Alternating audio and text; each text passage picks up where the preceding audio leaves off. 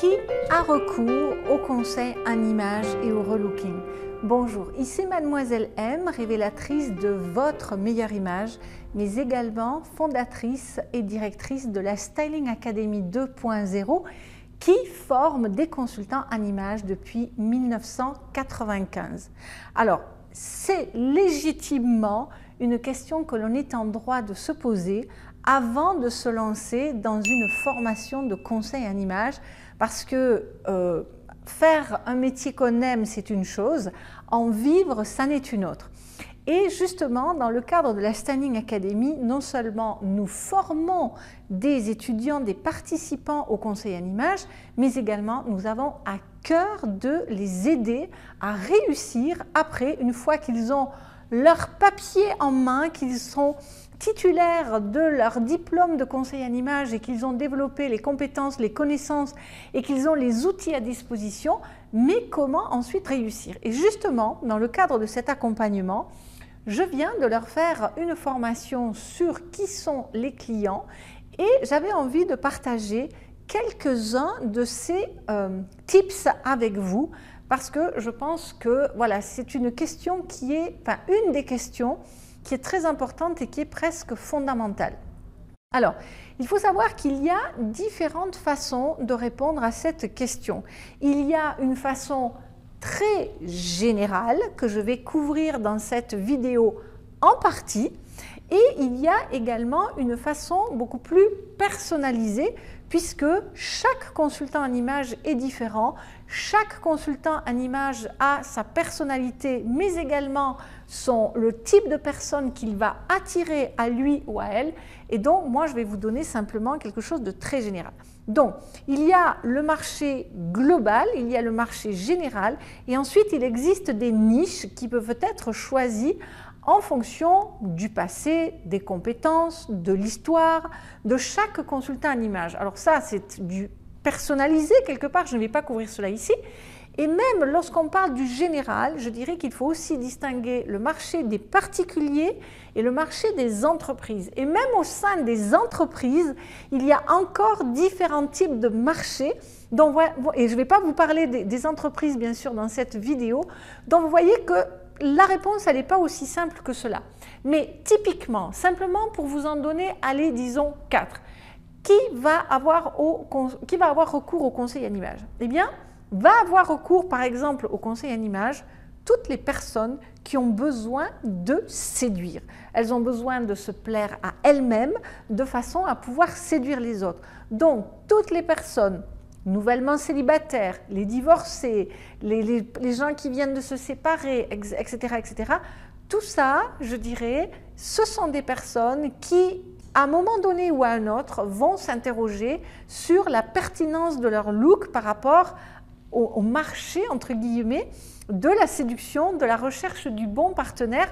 D'autant plus, si c'est les messieurs par exemple, j'ai remarqué qu'il y avait beaucoup d'hommes qui venaient de se séparer de leur femme, qui me disaient que non seulement ils avaient envie de reséduire une femme potentiellement, mais en plus qu'auparavant, c'était sa femme, son ex-femme qui s'occupait de son look, qui lui constituait ses looks, qui lui achetait même voire, alors je ne dis pas tout le temps, mais parfois ses vêtements. Donc en fait, comme il s'est reposé sur elle pendant X années, il n'a aucune idée sur quoi acheter. Donc ça peut être un exemple de cible à privilégier. Autre cible à privilégier, numéro 2, mais en fait, nous, simplement dans le marché particulier général, nous en avons répertorié 12, mais vous auriez également les étudiants, les personnes qui ont passé le début de leur vie en basket, en sweatshirt, en hoodie, voilà des choses hyper décontractées, et qui, tôt ou tard, vont être confrontées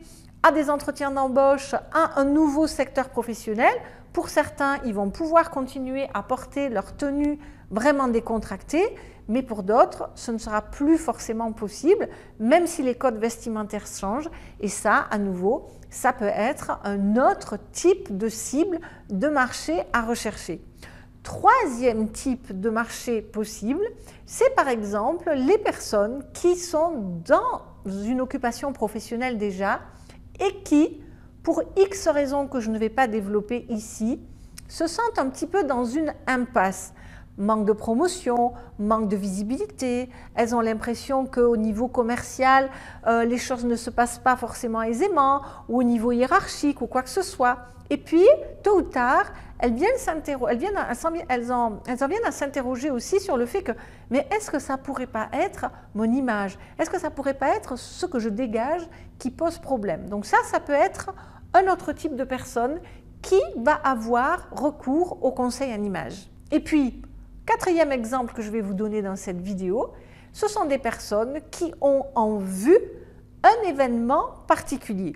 Ça peut être un mariage, ça peut être une conférence, ça peut être de devoir animer une formation, peu importe, mais un événement particulier qui vont faire qu'elles vont devoir sortir de leur zone de confort, peut-être se mettre en lumière, peut-être se mettre en avant, et là, elles ont vraiment envie d'être sur leur 31, dans le sens où elles ont envie d'oublier leur image pour être sûres de ce qu'elles portent, de ce qu'elles dégagent, pour mieux délivrer leur message et pour avoir davantage d'impact, y compris au niveau de la première impression. Donc, vous voyez, ça fait partie, par exemple, des 4 types de clientèle possibles pour un consultant en image.